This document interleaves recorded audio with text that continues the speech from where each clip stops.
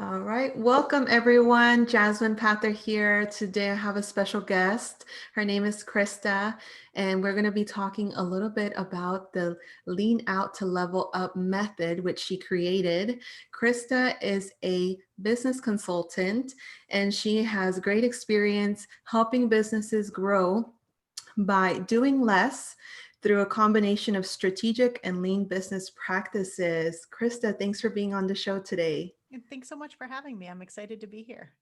Wonderful. So I want to know you describe yourself as being a lean business consultant. So what differentiates a lean business consultant versus a regular business consultant? Yeah, absolutely. So, similar to other consultants, I really help my clients focus on achieving some sort of transformational result, but I do it in a way that's very focused on being lean. So, really finding the core things that are going to make the biggest difference and just being super focused, very intentional with what we do, and really truly doing less to achieve more. Mm, I love that. Yeah, because you can be in business and sort of kind of aim aimlessly and not really get anywhere, kind of like a hamster in a wheel. For sure. Yeah. So what made you create your method?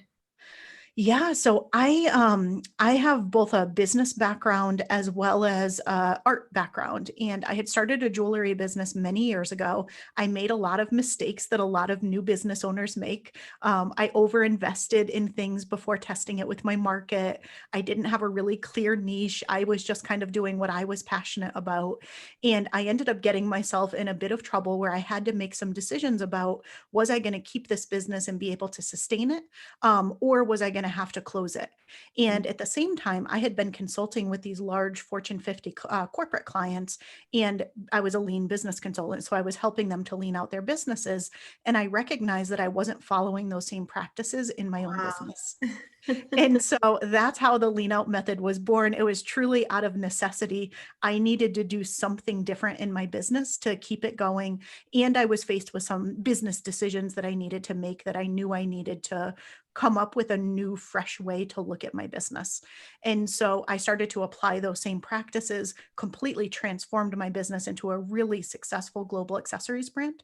And I've since then taken those same practices and worked with people across every industry imaginable who have small businesses and or are solopreneurs to do the same. Wow, that's amazing. What a way to recognize that that's something that you were helping other businesses with, but you were realizing, wow, like I'm actually needing to implement some of these same things. That's amazing. Um, so tell me a little bit about why you think running a business is running a business lean is so critical for next level growth, especially for, a brand new business owner. Yeah. I mean, if you think about the nature of a new business, what are you doing? You're trying to find your product market fit, right? You're trying a lot of different things. You tend to be wearing a lot of different hats. You tend to be working a lot, right? It tends to be a bit of a hustle mentality when you're first getting started because you're just trying to find what works. You want to get to a place where you know you have a profitable business and one that's going to last. You've got the right offer for the right clients. And so, where I think happens though is you develop a muscle of saying yes to everything. Mm. And it can really easily sometimes lead to burnout. You end up really overworked, you end up really overwhelmed. And when you're in that place, you're not doing your best work. And you eventually can burn out. So, what I always tell people to do, if you are just thinking about a business, you've just started a business, or you've been in business for 20 years, wherever you are on that scale, you want to have a really clear vision of whatever you see for your next level. And if you're just starting, that might not be this big grand vision. Over time, it tends to evolve. But where do you see yourself, your business, and your customers in the future? Like, what do you think that ideal end state is going to look like as far as you can see today? And to me, that's so incredibly important to start with Mm. because that helps you to be really lean in business. Because as you're making decisions about what to say yes to, at a stage where you're naturally saying yes to a lot of different things, you know if those things are directionally aligned with where you want to go. So you usually can suss some things out and end up not saying yes to everything. You're Mhm. strategically saying yes to those things that are in alignment. Yeah, and I think as a new business owner, it can be very tempting to just say yes to everything Mhm. because you hear that, right? You hear just say yes and figure it out. But there are times when, like you said, you have to kind of use that judgment. And I think the vision is so important because if you don't quite know maybe kind of what you're aiming at and that dream customer that you're trying to chase, or that would be the perfect customer for your business, then you're going to have a harder time differentiating, what you should say yes versus what you should pass up on for the time being. So the clearer that vision is, I'm with you, the clearer it's going to be, and the easier it'll be for people to say yes versus no on those decisions. So that's great. um, so tell me, I know you talked a little bit about burnout. So what advice do you have for, a brand new business owner that is sort of juggling everything? And, like you said, you can't do burnout right away, then that's not very sustainable. So what tips do you have for a brand new business owner to achieve, long-term sustainable business, such as a photo booth rental owner? Yeah, for sure. So I think this is really important that you start off by really getting clear and setting boundaries about how much and when you're going to work and what other things are important to you in life. And so there's a technique that I tell people to do. It's called creating a time pie. And it's looking at what are all those things that are really important to you, right? Obviously, your business is going to be one of them. And that's probably going to be really high on your priority and importance scale if you're just starting out. But you also have other things, whether it's spending time with family and friends or doing self care or self development or community, whatever they are. Everybody has different things. But I think you need to take a really honest look at, what are those things that are important to me? And on a day that I designate as a work day, how much time do I want to spend on each of those? And on days that I designate on non work days, how much time do I want to spend on each of those?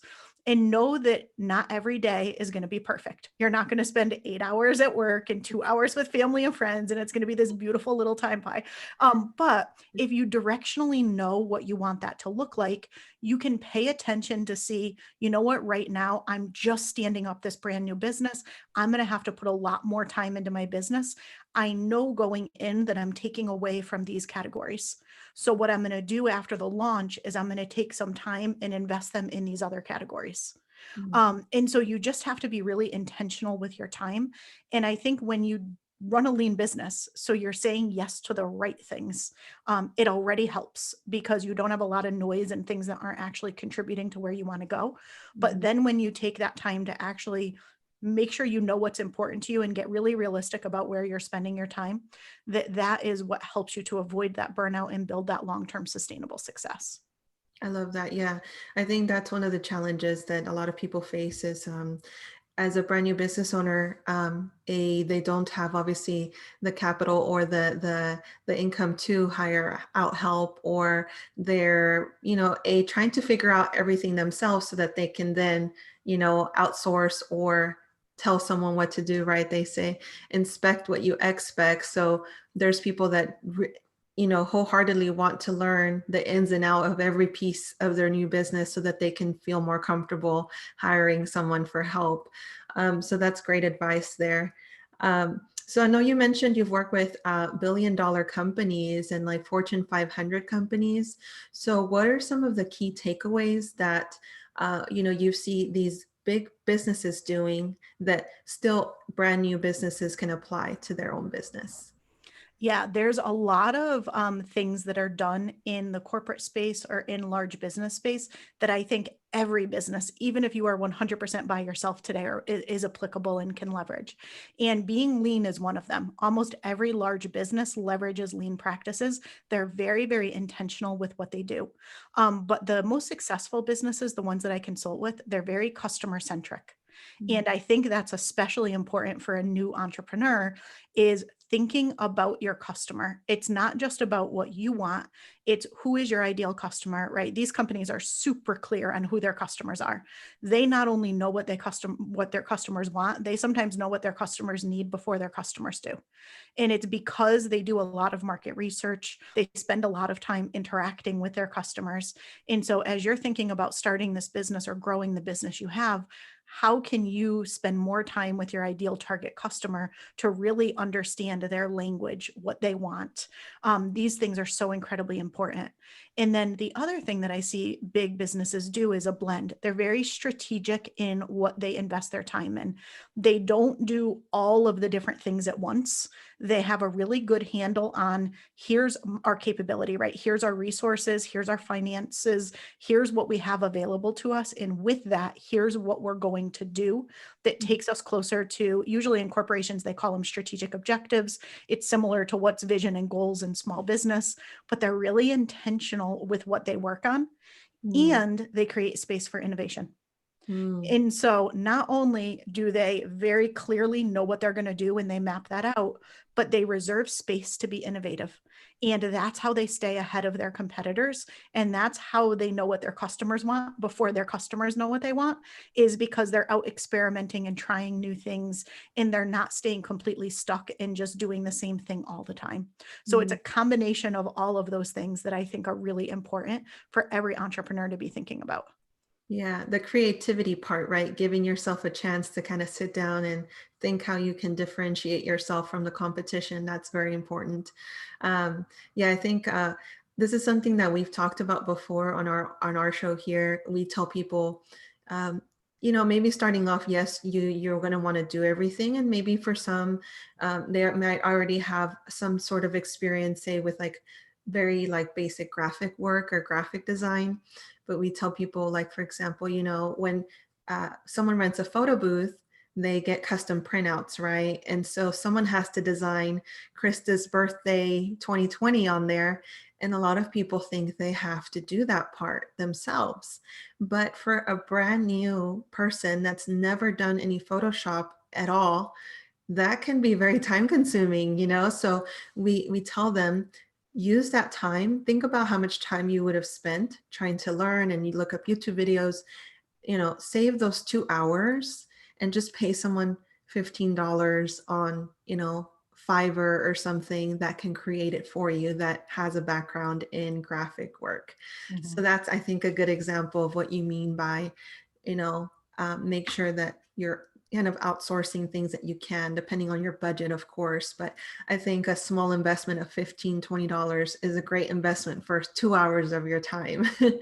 I agree 100%.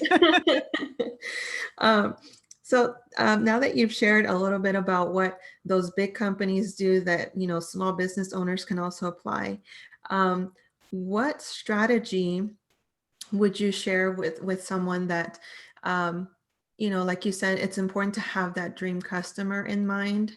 So what advice would you have for someone that really doesn't even know where to start? Let's just say a brand new photo booth owner.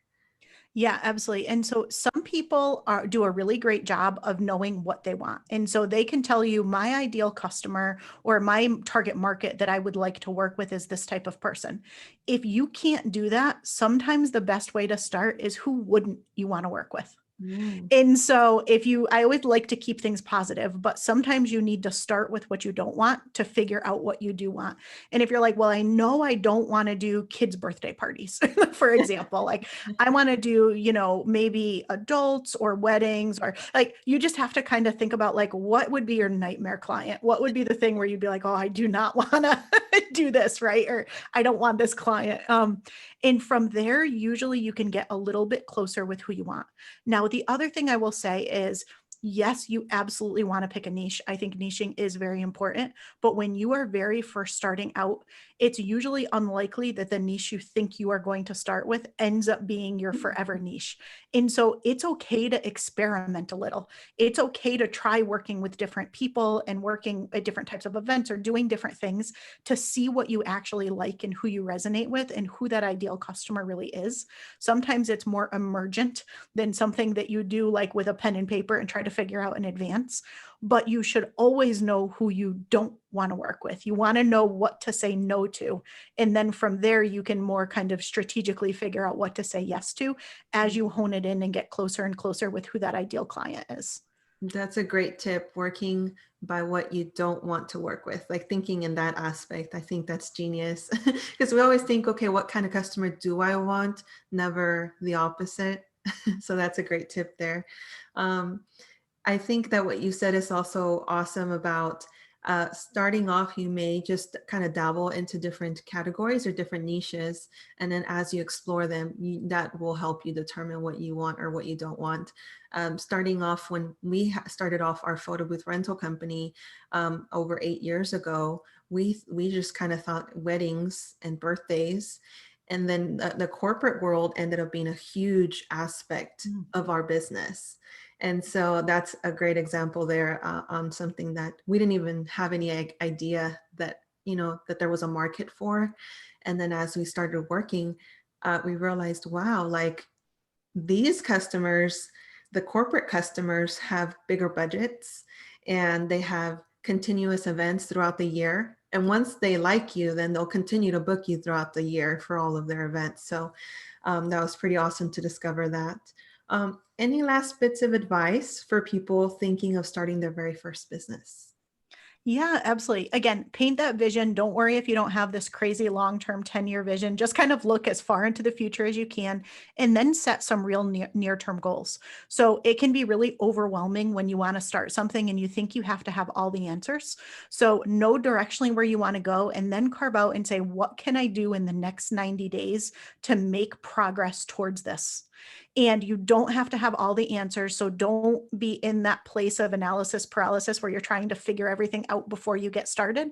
Commit to something in the next 90 days, set a goal and go after it. And don't be afraid to pivot as you're going through if you're learning things. But every 90 days, just set another goal and just keep marching towards it. And you will have the business and the success in business much faster if you do that with the vision in place and then the near-term goals that align with that. I love that. Thanks for sharing that. Can you tell people where they can find you? Yeah, absolutely. You can find me at leanoutmethod.com. And on Instagram, I'm at Crista Grasso. Wonderful. And then before we wrap up, I did see that you have a planner. Can you tell us a little bit about your planner? I do. So it's specifically for business owners, for entrepreneurs. It's a 90-day planner and it walks you through the whole strategic planning process that I work with business owners on. So it starts with your vision, no surprise there, breaks it down into 90-day goals, and then helps you create a 90-day plan so that you know the right things to be working on at the right time and you don't get distracted by all of the noise and things that tend to come up for entrepreneurs.